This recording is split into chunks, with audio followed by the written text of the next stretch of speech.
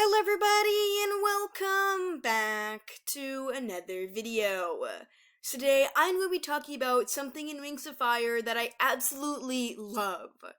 The SkyWings have always been a favorite of mine, and I especially enjoy whenever we get to take a look at their royalty. And well, in the Wings of Fire guidebook that was released last year, we got our first looks at some crazy dragons from the recent Royal SkyWing lines. Ever been curious as to who gave birth to Scarlet and who eventually married her? What dragon would do that, right? In this video, I'll be breaking down some of the information we know about some lesser recognized dragons in the fandom. But before we begin, a huge shout out to my patrons. DracoLover95, Slightest Wild, Thistle, Noobto, Pyronuke, Avril, and Pancake. Thank you all so much for always supporting me. Links to social medias are in the description down below. Anyways, without further ado, let's get into the video. Before Queen Scarlet, Firestorm ruled the Sky Dragons. Prior to the guidebook, however, we knew nothing about this ruler, not even her name or personality.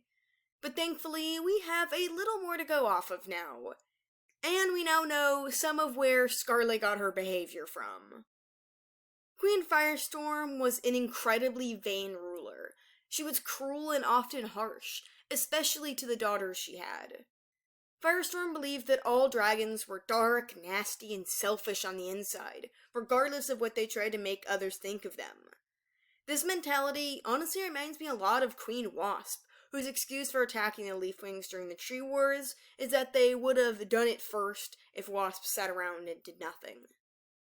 Firestorm was a lover of beauty and dragon creations. The SkyWing Arena was originally used for her parades, art shows, dance performances, and beauty contests, until Scarlet turned it into a place of bloodbaths. Dragons from everywhere on Pyria were invited to attend these events, and Firestorm would keep her favorite sculptures and winning tapestries. However, her obsession with appearances was incredibly toxic. Queen Firestorm would strut through the SkyWing wary and insult tiny dragonets to their faces about the way they looked. She even once sent her 3-year-old daughter, the youngest one of them all, to a faraway outpost because she didn't align with Firestorm's own beauty standards. Her favorite child was, unsurprisingly, Scarlet. After all, she was the only one of Firestorm's daughters to behave so similarly to her mother.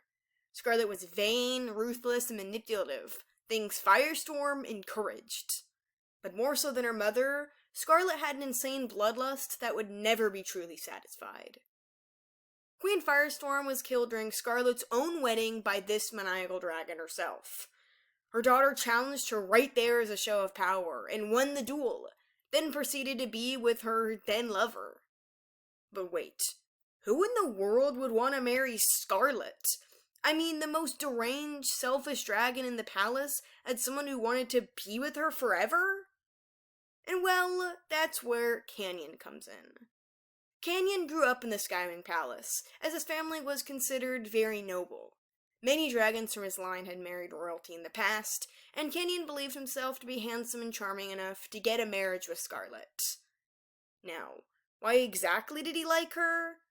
Well, we don't know entirely for sure, as his story is told through the perspective of his sibling, Tailwind. However, it was likely due to Canyon's own ego.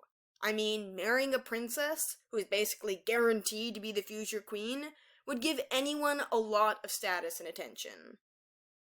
He also shared Scarlet's obsession with looks and beauty, and was very prideful. Despite thinking he was very smart, Tailwind described Canyon as being stupid, and Scarlet soon found him to be boring. Canyon did genuinely have a crush on the vain princess, and likely possessed a distorted sense of love due to everything immoral that surrounded him. Firestorm loved him, so a marriage with her daughter seemed perfect. When Scarlet did eventually kill her mother during their wedding, which is honestly a crazy twist when you think about it, and is something I'd love to write about, she became the Queen of the SkyWings, with Canyon as her king. But you might be thinking, wait a minute. Where is Scarlet's husband? We never once see him in the main books. He's not by the Queen's side during her reign whatsoever. And you'd be right. That's because he is long dead by the time we meet Scarlet in book 1. So, what happened? Well, Scarlet and Canyon stayed married for 12 years. Honestly, that's more than I thought she'd be able to manage with anyone. The pair had 16 dragonets together, though Scarlet ended up nearly killing all of these daughters herself. However, Canyon, like anyone would be, grew quite scared and intimidated by Scarlet's bloodlust the more it showed. He was incredibly off-put by the way she killed her own mother at his wedding. And Scarlet didn't just stop there, by the way. She ended one of her sisters and many attending guests. That's a lot of carnage that honestly goes quite overlooked by fans. After 12 years of marriage, Scarlet had enough of Canyon and wanted him dead. She grew tired of his rampant pride and found him to be so incredibly boring. What was more thrilling to Scarlet than the arena? So, she put her own husband in it. He survived 2 battles before he was killed by a SkyWing general, and Scarlet enjoyed every second of watching these fights. The recent generations of SkyWings have just been brimming with so much toxicity and cruelty, so I'm glad Ruby is going to put a stop to all of this. However, it's incredibly interesting to see the history of this tribe, and they're one of my favorites. Last year, I released a video called How Does Scarlet Become Queen? A Queen's Retribution Story. And honestly, that was the most fun I've had working on any video ever. I made that before we got the guidebook, and all that we had revealed to us prior to it was Canyon's name, so I didn't even know how Scarlet getting the throne happened. I decided to make my own version back then. And honestly, I'd love to rewrite that How Did story now that we know more about Scarlet's blood-soaked wedding. If any of y'all would be down to see that, let me know. What do you guys think of all this? Who do you want to learn more about in SkyWing history? Let me know down below.